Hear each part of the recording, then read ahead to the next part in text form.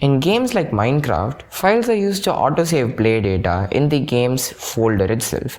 These files are then reread during execution, causing the player to spawn right back on the point of their departure with all their saved stats, such as a saved hotbar, a saved health bar, a saved inventory, and much more actually.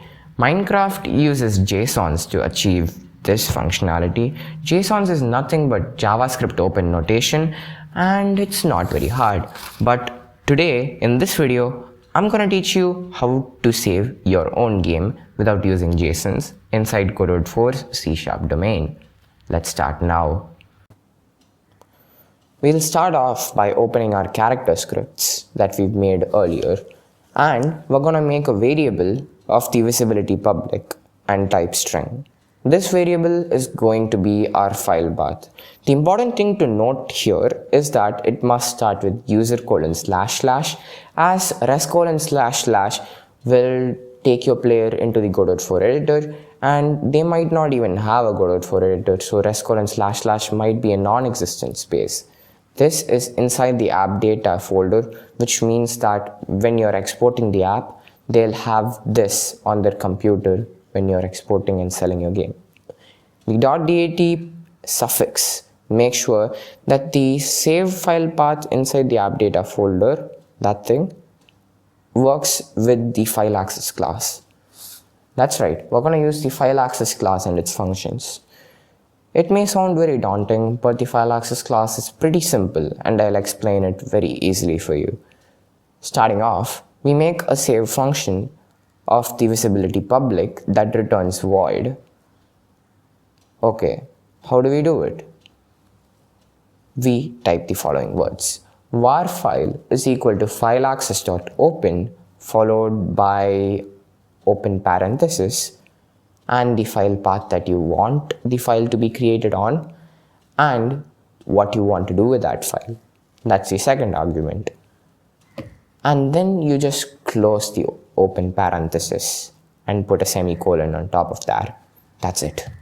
To save something, you must have something to save first.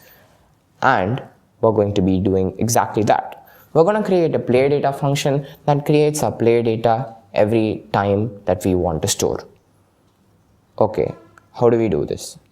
First, type the following words with me. We're going to make the play data function of the visibility public and return type dictionary string, float. The dictionary is created like so. Var dictionary play dict is equal to new dictionary of type string, float, and open parenthesis and closed parenthesis followed by a semicolon. We add the members via the add method. It's actually very easy, and I'm adding 3 values. You can add how many ever values that you want to. We rinse and repeat this process thrice. Now we have the X position, Y position, and the Z position. Now we gain a dictionary with the third dimensional position of the player, but we need it outside of the function. What do we do for that? That's actually pretty simple. To save it and return it to ourselves, we must first return it to ourselves by typing the following words. Return play dict. We make sure that the function returns a dictionary to us. We now go back to the save function that we've made earlier, and we're going to make a variable plr.dat, and we store the newly created play data there. The play data function will return the play dict, and the play dict is equal to the plr.dat in our case. So the file.storeVar method takes one argument, which is play data actually. In my case, it's plr.dat. It stores the variable in the file itself as a dictionary in the first place, or as a godot variant. A godot variant is basically something that varies without a type. We then need to typecast it in the load function. It's not very hard. I'm going to take you through it. Don't worry. Finally, we make the load function. Yeah, that's right, when you're in completion. We make the load function of public visibility and void return type. we need to rinse and repeat the first step in the save function that we made earlier. What is that? Well, we made the file access.open followed by open parenthesis, file path, and the file access.write, right? There is one small change though. We're going to use file access.modflags.read instead of write.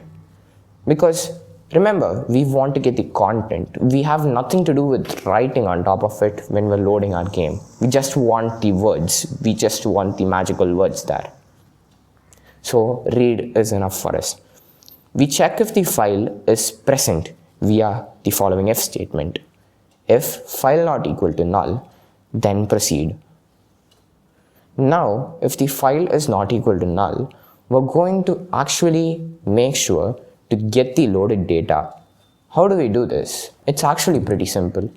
The variable loaded data is equal to our file.getVar followed by open parenthesis and closed parenthesis and then a dot. After this, we're gonna get it as a godot dictionary. So write as godot dictionary followed by the type of the godot dictionary. Within angular brackets, write string followed by float, because that's how we saved it, remember? After this, open and close parenthesis, semicolon, and we're nearly done. So we create three new variables, var new x, var new y, and var new z. We're gonna access the dictionary by its keys. What are keys? So I'm pretty sure you've heard of arrays. You can access an array via its index. A dictionary is a form of an array where you can actually customize the index. And we've customized the index, all right, because the key is basically our index and we're getting that value from the dictionary via the index, that is the key.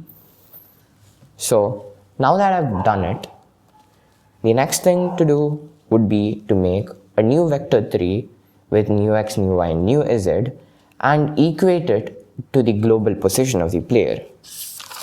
Congratulations, you've actually finished the most hardest part. You may pat yourself on the back for this accomplishment. I've mapped the shoot action to save and have put the load function underneath the ready function. Here's the demo for you.